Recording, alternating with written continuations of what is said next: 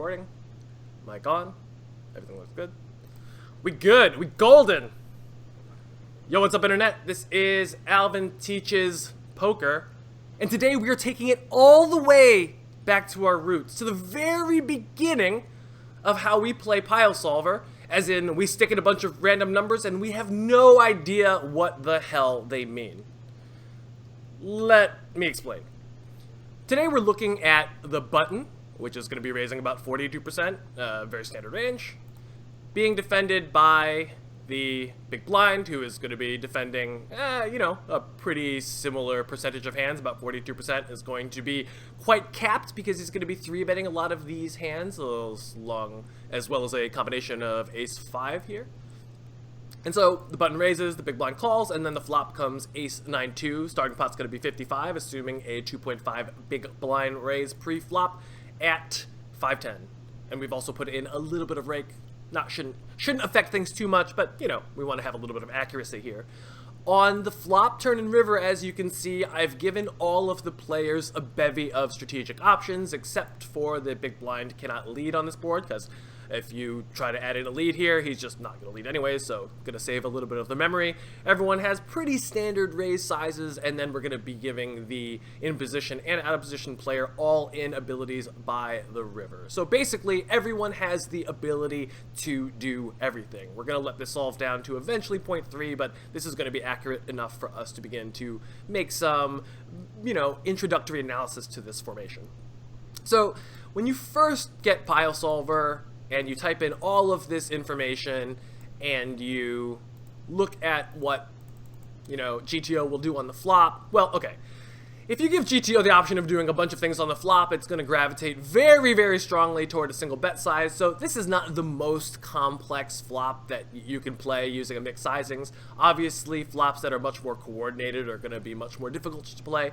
But we can generally say in this position, on a dry ace-high board, button versus big blind, we want to gravitate towards this large sizing and check back very rarely. Right, so this is the first note I'm just going to be making. I'm just going to realize that this seems to be an interesting phenomenon or pattern, and it's going to be something that I just want to take note of, write down, and then verify later on other textures. So after this video, if I was a complete noob to PioSolver, I would say, oh, does this apply on King 9-4? Does this apply on King 9-2? Does this apply on Queen 9-2? Does this apply on Ace King 2, etc., etc., and then see, oh wow, there are going to be a lot of flops where I can bet a third. For people who have been watching this channel, obviously this is not going to be new information that I like to bet itty-bitty, but this is going to show you a little bit of how I came to these conclusions in the first place. So I start with a check, going to be betting a huge amount of hands here, but we are going to be checking back a tiny bit of the time. Now, as this is solving down to 0.3, it's possible that this check back is going to, reduce even more, but for the most part, we can see that, there's a couple hands that we're generally going to prefer checking. So, as a button perspective, we're going to say, on a dry board, majority betting 1/3, and then checking back some kind of hands. What hands do we think that we are checking back here? Well, on an ace-high board, we seem to be checking back kings, a little bit of queens, and even less jacks and even less tens here. So it's kind of interesting that if you just go ahead and bet your hands based on their absolute hand strength, you'd be making a mistake in terms of GTO, and that you'd be betting kings more often than tens, although tens is a better bet here because it needs a little bit more protection. Kings can check back, and if it's ahead, it's usually going to stay ahead quite consistently. Also, the hand that is going to be the majority check back is pocket eights here. So it seems that the two pocket pairs that are below the two pairs on the board are the ones that are going to be the most obvious candidates to check back. Kings on an ace-high board, eights on a 9 second pair. So then the second thing that I would be noticing is, checking back pocket pairs under top and middle pair. So then my question for the future would be, if this was King 8-4, would the hands that I want to check back the most be pocket queens and then pocket sevens respectively, right? Notice that when you get, under pocket 8s, pocket 7s, pocket 6s, pocket 5s, pocket 4s, etc. These hands need a little bit of protection, and or you're kind of merging your range / turning them into a bluff, right? So when you're checking back here, it's actually going to be a kind of narrow range of made hands. In order to balance that range, in order to give your opponent a little bit of incentive to try to take you off your hand on the turn, we're also going to be checking back some of our top pair with the worst kicker hands.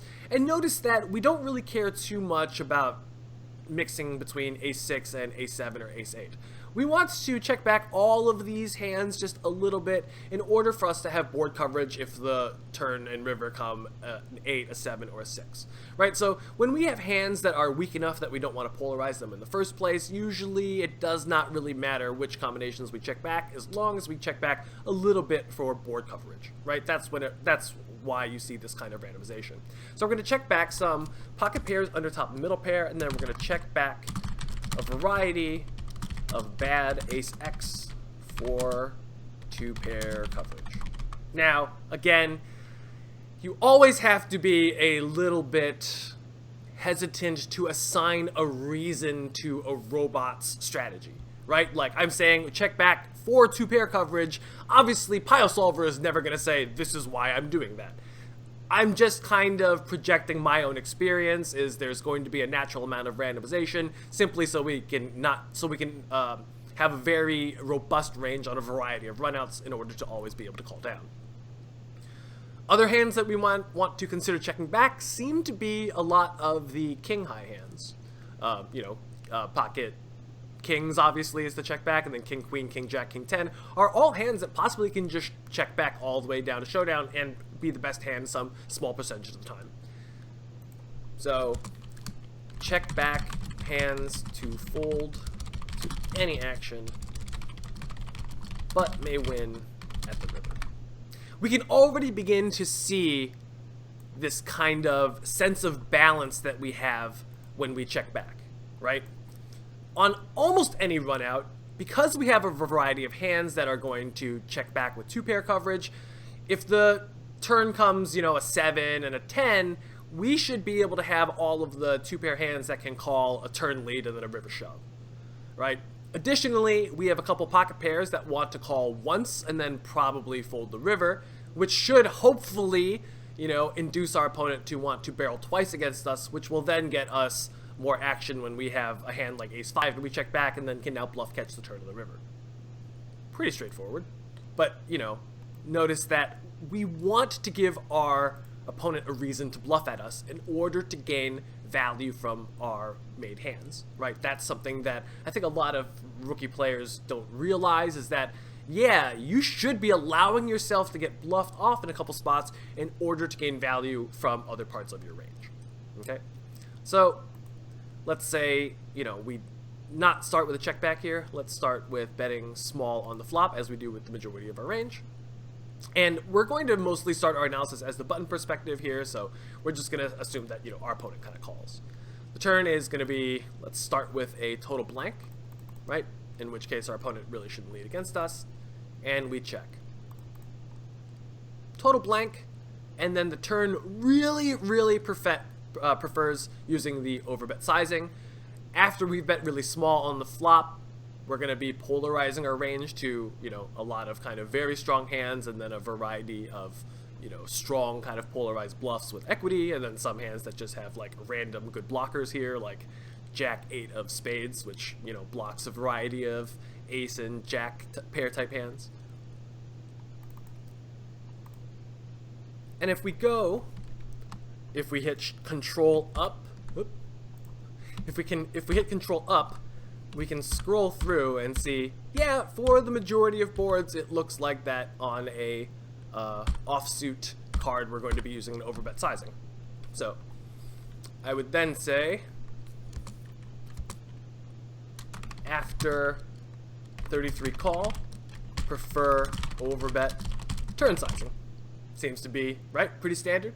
And then again, I'm going to, in my mind, say, what other boards does this apply to, right? So I'm going to just keep noticing some phenomenon, and then I'm going to be just writing them down and then going through other different variety of board textures to confirm how often is this phenomenon a valid strategy across a variety of textures. How can I begin to internalize the pattern of which I can be using overbets or across a variety of textures, right? That should be your goal, is not to just say, how do I play in this formation on this particular texture, but how do I play across all formations and all textures in this, or I'm sorry, all textures in a similar formation, right?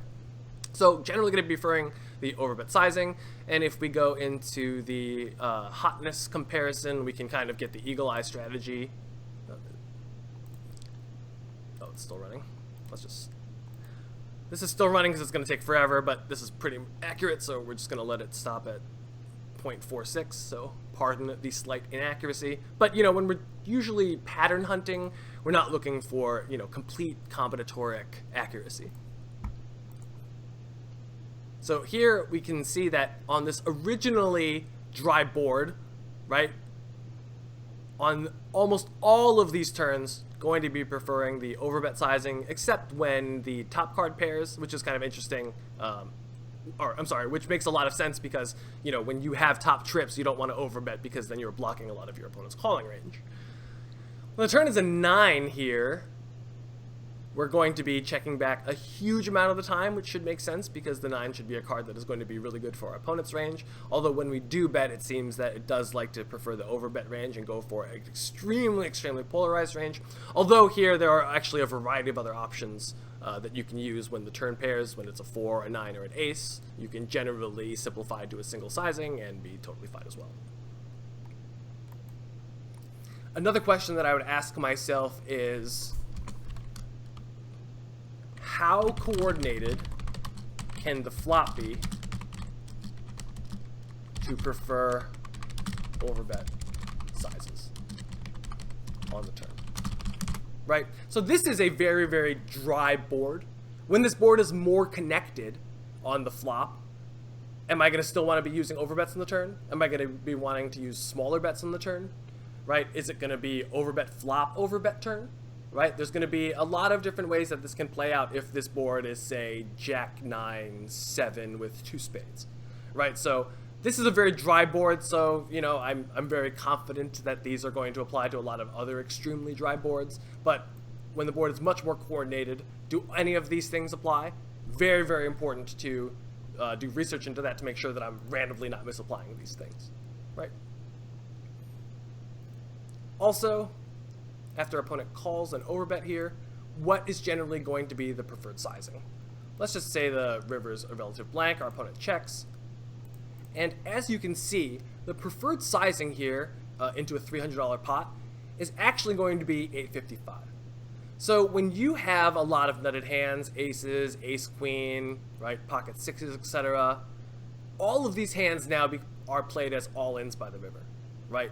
There's a lot of hands that actually PioSolver turns into bluffs here. If if you somehow arrive at the river after you overbet the turn with a 9, it turns it into a bluff because given this run out, you know, you're blocking a lot of the nuts type hands like ace 9 and pocket 9s that your opponent's going to call you down with, especially because your opponent's very unlikely to have a hand like ace queen or pocket queens.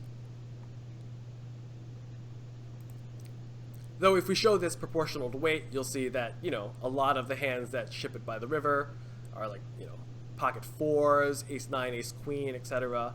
So the majority of the hands that ship it are actually very, very strong.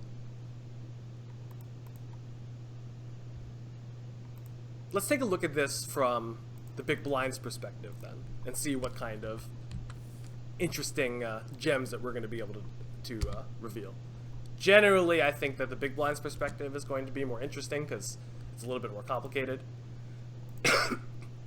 Well, let's see how we should start after our opponent bets a third. So, facing the 33 that sometimes checks back. We'll say is how we'll describe the button strategy. Here, for the most part, we should be calling a variety of our pairs and then raising a variety of our pair type hands to give us a little bit of board coverage. So here, when we have ace 9, we're check raising. When we have ace queen, we're check raising the few times that we defend a hand so so strong in just our flatting range instead of 3-betting it.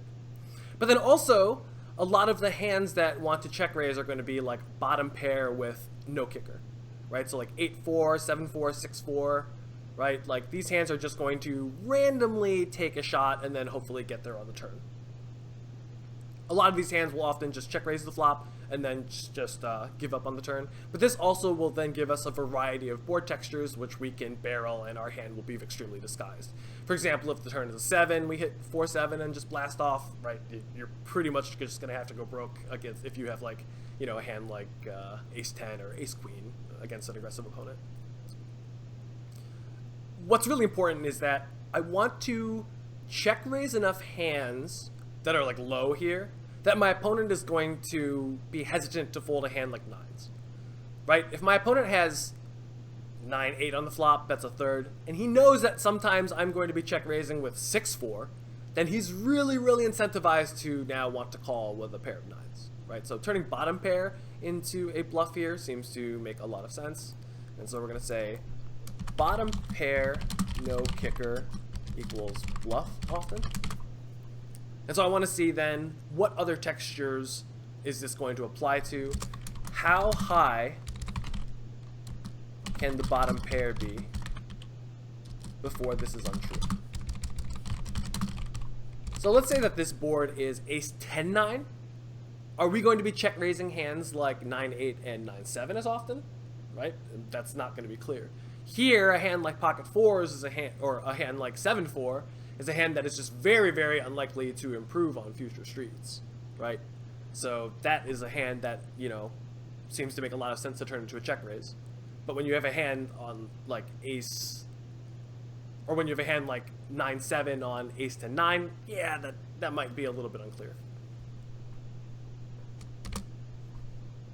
Let's say we start with a call.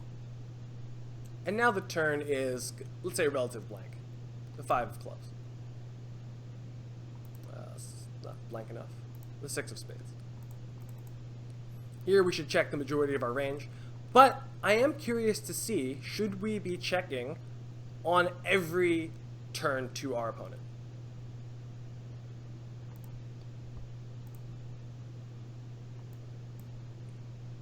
Here we can see on a 4 we should be leading a little bit. A 9 we should be leading a little bit, and then we can consider leading a tiny bit when the ace comes. So basically all of the cards that are going to be candidates for us to lead on are going to be the ones where the board pairs, right? So we can immediately say turn donk range equals small leading range on paired cards. Then what should we lead? How do we pick that frequency? Right, so these are now the questions that I would begin to answer and build up research for, and then again test and see how robust this is across a lot of different textures. So as you can see, even the first time I begin to look at a flop, Ace-9-4, there's a ton of really relevant information that might be applicable to a lot of different button versus big blind formations. So even one deep dive into a new texture is going to be revealing a lot. Let's say we check and our opponent bets here. How often are we going to be check raising the turn? Let's say our opponent overbets. Virtually never. If we somehow turn the 6, that seems to be a reasonable hand, but even then we're going to be calling that quite often. If our opponent bets smaller, should we be raising him a little bit more because we need to, you know, we're more incentivized to raise the pot and try to get it all in the river? Seems not to be the case, right? So we're check raising on the flop some percentage of the time, but it seems that on the turn we're not check raising very often. Let's quickly use the hotness comparison and see if this is the case, and it seems that across almost every turn texture we are going to have a minuscule turn raise percentage. So let's say let's make a note. After 33, we never check raise turn. Is this the case across variety of boards that are more coordinated, right? Is this true on very draw heavy boards? Who knows? I certainly don't. This is my first time using PioSolver. go an overbet here because that's probably going to be the preferred sizing, and we call. And now we get to the river, and let's make it 7. Some stuff got there. Still not leading the river very much, although there is a slight amount of leads on the river with some kind of strange hands that got there, which is kind of interesting. And then some random hands that are just kind of turning into a bluff if you somehow get there with like king 3 of spades. We check. Our opponent's main sizing is going to be a jam here. This is because the run out has come out in such a way where only the button can have 10-8 most of the time, right? It's going to be much harder for the big blind to have 10-8 by the time it gets to the river. So we can say that the button has an exclusive nut advantage here, so he should be sizing up. So that seems to make a lot of sense based on just kind of common sense here. And then you can see that a hand like ace king or ace queen, given this kind of very, very low run out, right, is suddenly a lot more hesitant to ship it all in, or even go for a thin value bet against a strong opponent. Into 295. Let's say we shove all in. What are we calling with here?